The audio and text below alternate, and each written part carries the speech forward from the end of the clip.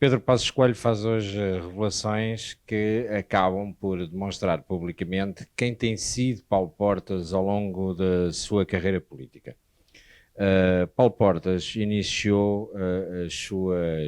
os seus aparecimentos em público numa altura em que era diretor de um jornal, que era o Independente, que tinha por lema uma perseguição aos consecutivos governos e que fazia cair diversos políticos e que era uma tormenta para todos os políticos e para todos os governos. Aquele que, se pesquisarem no YouTube, percebem que a determinada altura, numa entrevista que dá a Hermano José, num dos programas de sábado à noite de Hermano José, ele dizia que nunca, mas nunca seria político. Entretanto, e eu conheço relativamente bem a história, entretanto, o Manuel Monteiro, presidente do CDS, na altura, numa época de transição de CDS para CDS-PP, ou seja, CDS Partido Popular, Centro Democrático Social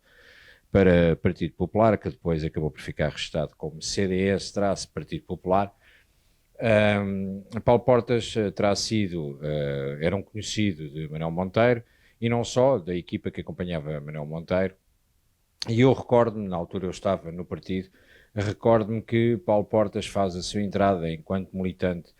do CDS num congresso em Coimbra. Na época, um dos históricos do partido, que era Nuno Cruz Abcacis, contestava muito esta entrada de Paulo Portas, e Paulo Portas veio dar uma roupagem nova, numa altura em que o CDS contestava o Tratado de Maastricht, tinha um posicionamento muito eurocético, e que a história diz isso, e é claro, e hoje em dia os dirigentes do CDS gostam um pouco de falar desta situação, mas era a realidade. Paulo Portas tinha passado na Juventude Social Democrata e existia ali algum sentimento de revolta por na JSD nunca ter tido muito impacto, apesar de ele dizer constantemente que não queria ser político. Paulo Portas era conhecido no seu meio como um homem demasiado pragmático, um homem que todos os dias pensava muito a forma como colocava as notícias para gerir às 8 da noite, ou seja, a abertura de telejornal. A determinada altura, Paulo Portas decide avançar com uma candidatura à liderança do partido contra Maria José Nogueira Pinto. Eu na altura fiz inclusive a campanha com Maria José Nogueira Pinto num congresso que se realizou em Braga e que a juventude centrista decide dar um golpe palaciano, trair Manuel Monteiro e avançar com o apoio total a Paulo Portas, com um jogo de capela que não lembra a ninguém e que grande parte daqueles que estiveram envolvidos naquele golpe de Estado que foi feito por Paulo Portas dentro do partido, que foi um claro golpe palaciano, a maior parte deles ficaram a dirigir o futuro do partido e quase todos eles, depois, quando foi o primeiro governo de coligação com o CDS, na era Paulo Portas, tiveram funções de Estado, uns como secretário de Estado, outros passaram por diversos ministérios, e inclusive tiveram também direito a alguns ministros, no caso concreto Luís Pedro Mota Soares, no caso da Segurança Social, já depois de ter sido o Bagão Félix, e portanto o CDS conseguiu imiscuir-se ali no poder e tentar manter-se numa posição de tona d'água, porque o CDS já na altura tinha perdido muitas das suas bandeiras e já eram poucas as causas que o CDS defendia. O CDS tornou-se um partido que não da esfera governativa, mas que tinha necessidade de estar na governação. O CDS sempre foi um partido fraticida, um partido com grandes dificuldades de manter a sua liderança, mas vamos focar única e exclusivamente em Paulo Portas. Na altura, na entrevista que Paulo Portas dá a Hermano José, tornou-se famoso uma expressão de Paulo Portas demonstrar o seu ódio visceral que tinha para com Marcelo Rebelo de Sousa, porque, segundo ele, teria existido uma história que é conhecida como a história da Vichy Soase, em que, alegadamente, Marcelo Rebelo de Sousa tinha garantido ao então diretor do Independente, Paulo Portas, que tinha estado em determinado jantar, descreveu quem foram as pessoas que lá estiveram, descreveu inclusive a emenda e descreveu a questão da Vichy Soase. Depois, Paulo Portas alega que tudo isto era mentira porque tinha confrontado as pessoas que eventualmente ou que alegadamente tinham estado nesse jantar e que afinal tudo não tinha passado de uma história recambolesca inventada por Marcelo Rebelo de Sousa. Durante todos estes anos, Paulo Portas sempre se considerou o pai do CDS. Surpreende-me bastante o facto de Manuel Monteiro ter voltado ao partido nos últimos 2, 3 anos e que tenha aceito estar com aqueles que há uns anos atrás o traíram e traíram de forma séria retirando o partido, mas não obstante esse facto, o Paulo Portas sempre teve muito a mania que é de facto o dono e senhor do CDS-PP, e todos os presidentes que passaram a seguir a Portas tiveram sempre que estar ou subjugados aos seus interesses e à forma como acha que deve governar o partido, ou então acabava por ter toda a sua guarda pretoriana que ao longo dos anos ia controlando as concelhias, as distritais e toda a estrutura que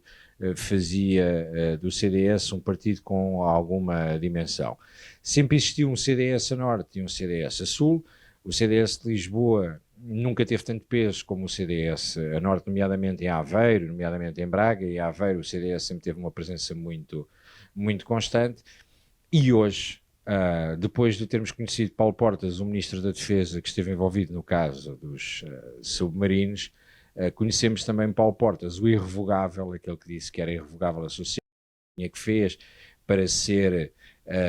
o vice-primeiro-ministro e criar ali aquela figura de Estado em que lhe garantia algum estatuto. E a realidade é que hoje Passos Coelho revela uma série de passagens históricas que eu creio que estas sim deveriam estar em livro para entendermos aquilo que é o comentador de domingo na televisão, em que acha que está com uma autoridade moral em relação aos outros, critica tudo e mais alguma coisa, com a falta de transparência e de ética republicana, e no entanto todos percebemos agora, para mim não é agora, porque já há muito tempo que tinha percebido isto, foi nessa altura quando estas situações aconteceram que eu próprio abandonei aquele partido já há uns 15 anos aproximadamente ou mais, ou 20 anos que já tinha abandonado o partido, precisamente numa altura em que se percebia que estas jogadas de bastidores iam acontecendo e que o homem tinha uma vontade cega de ganhar o poder e de ser ele o responsável do governo, estando disposto para isso, a lutar fosse com quem fosse, jogando o mesmo jogo, por exemplo, o seu arquirrival de sempre, que é Marcelo Rebelo de Sousa, continua a fazer, que é jogar com a imprensa e a forma como vai colocando as notícias na imprensa. Paulo Portas tem claramente um desejo pessoal que não o consegue esconder. Tenta fazer, apesar do seu arquirrival ser Marcelo Rebelo de Sousa, tenta fazer o mesmo jogo que Marcelo Rebelo de Sousa fez durante anos, ou seja, manter-se na TVI enquanto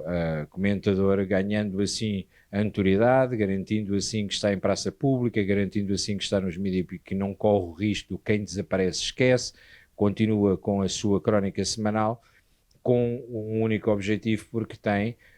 a vontade única e cega de um dia ser Presidente da República. Ora,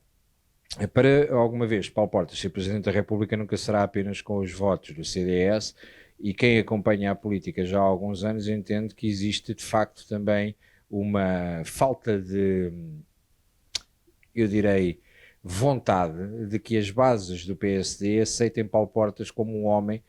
que seria consensual em toda a direita, até porque os barões do PSD nunca irão perdoar a Paulo Portas as jogadas que fez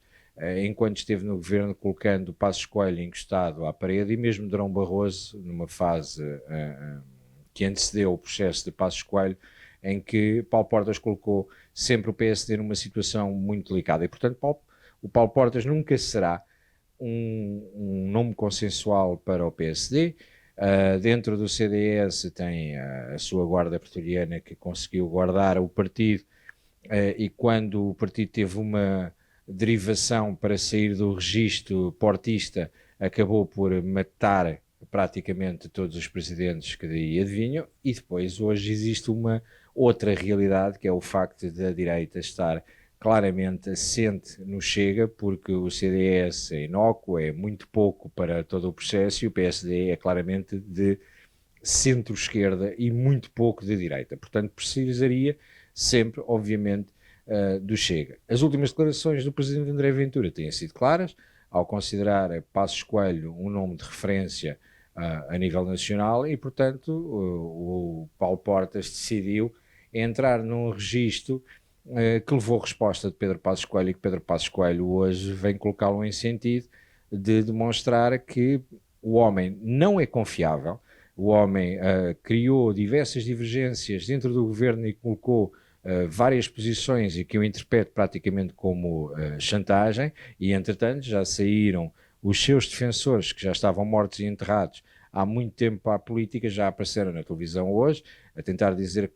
Passos Coelho pode dizer o que quiser, que é uma opinião pessoal, que acham até deselegante que esta situação venha agora a público, mas a realidade é que começa a cair a máscara, uma máscara que durou dezenas de anos, de que as pessoas levam sempre como sendo alguém que tem uma autoridade moral e que faz comentário ao domingo à noite de uma forma muito isenta,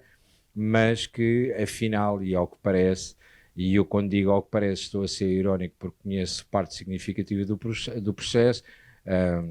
Paulo Portas já percebeu que não irá ser Presidente da República, que não terá o apoio maioritário da direita, está a tentar fazer, e o PSD, Luís Montenegro, não perceberam que tendo sido este homem a iniciar as negociações e a tentar chegar a um acordo, porque ele afirmou isto numa das convenções da AD, a tentar chegar a um acordo para trazer o CDS, sempre existiu aquele ressabiamento pessoal por parte de Portas numa tentativa de aniquilar o PSD e tornar o CDS a força motriz de qualquer coligação e o pêndulo que tomava a decisão. Felizmente, Passos Coelho abriu os olhos a tempo, Luís Montenegro voltou a fechá-los durante algum tempo e neste momento tem um problema entre mãos, porque quando dizem que o Chega não é confiável, hoje tivemos a prova através das palavras do Pedro Passos Coelho. Esperaremos que no domingo Paulo Portas tenha a capacidade e a coragem de se pronunciar acerca deste facto, mas todos percebemos quem é que está por trás das negociações, quem é que esteve por trás de todo este processo e quem é que continua a ter um sonho, e se é verdade que o sonho comanda a vida, neste caso concreto, sabemos que ele esteve disposto a tudo e está disposto a tudo para tentar cumprir os seus objetivos. Estava desaparecido da política, a ter vindo-lhe a mão há algum tempo e ele tenta ser, apesar de não gostar dele, tenta ser Marcelo Rebelo de Sousa II a ganhar protagonismo à conta da TVI para se tentar candidatar. Não vai correr bem porque aquilo que eram os anos 90 e os finais dos anos 90, quando Portas dominava a política em Portugal e a imprensa, já não é a mesma coisa. Hoje tudo é muito diferente e até podem, fazendo já o paralelismo, podem tentar quebrar as redes sociais do Chega e retirar-nos a forma de comunicar com a população, porque já não vão a tempo e, portanto, Portas que esqueça, garanta lá o seu lugar na televisão, porque de resto, à direita, já pouco ele representa, porque na realidade pouco representou, mas sempre foi muito inteligente e astuto da forma como geriu todos os processos e geria a comunicação social. A comunicação social hoje não tem a força que tinha, as redes sociais são bastante fortes e as denúncias são constantes e nós continuaremos a colocar em praça pública aquilo que tem que ser colocado em praça pública e hoje Pedro Passos Coelho vai dar uma enorme, mas uma enorme ajuda a isso, a clarificar a posição de quem é este senhor.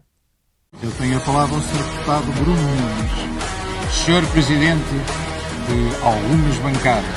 tenho a certeza de uma coisa: respeitamos a liberdade, mas tal como o senhor em polos opostos, adoro malhar na esquerda.